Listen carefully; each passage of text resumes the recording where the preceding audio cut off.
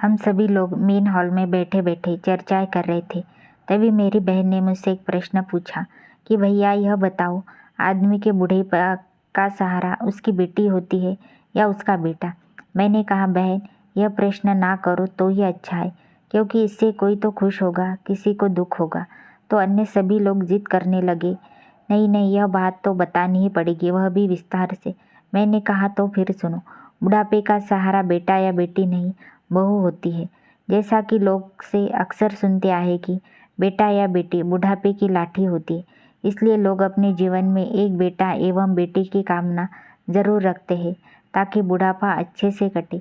ये बात सच भी है, क्योंकि बेटा ही घर में बहू लाता है। बहू के आ जाने के बाद एक बेटा अपनी लगभग सारी जिम्मेदारी अपनी पत्नी के कंधे पर डाल देता है और फिर बहू बन जाती है अपने बूढ़े सास ससुर की बुढ़ापे की लाठी। जी हाँ, मेरा तो यही मानना है, वो बहू ही होती है जिसके सहारे बूढ़े सास ससुर अपना जीवन अच्छे से व्यतीत करते हैं।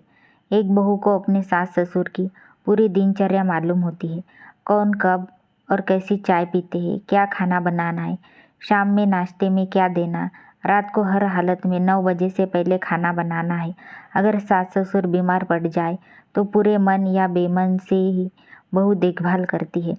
अगर एक दिन के लिए बहू बीमार पड़ जाए या फिर कहीं चली जाए तो पूरे घर की धुरी हिल जाती है।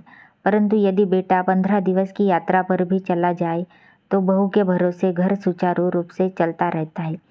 बिना बहू के सास ससुर को ऐसा लगता है जैसे उनकी लाठी ही किसी ने छीन ली हो। वे चाय नाश्ता से लेकर खाना के लिए चटपटा जाएंगे। कोई और पूछने वाला उनके पास नहीं होता, क्योंकि बेटे के पास समय नहीं, और अगर बेटे को समय मिल जाए भी तो वो कुछ नहीं कर पाएगा, क्योंकि इसे मालूम ही नहीं है कि माँ बाबूजी को सुबह से रात तक क्या क्या देना है। क्योंकि बेटे के चंद सवाल और उसकी जिम्मेदारी खत्म। जैसे माँ बाबूजी ने खाना खा लिया, चाय पी ली, नाश्ता कर लिए, लेकिन कभी भी ये जानने की कोशिश नहीं करते कि वे क्या खाते हैं, कैसी चाय पीते। ये लगभग सभी घरों की कहानी है। मैंने तो अधिकतर ऐसे बहुएं देखी है जो अपनी सास की बीमारी में तन मन से सेवा करती। इसलिए मेरा मानना है कि बहू ही होती है बुढ़ापे की असली लाठी।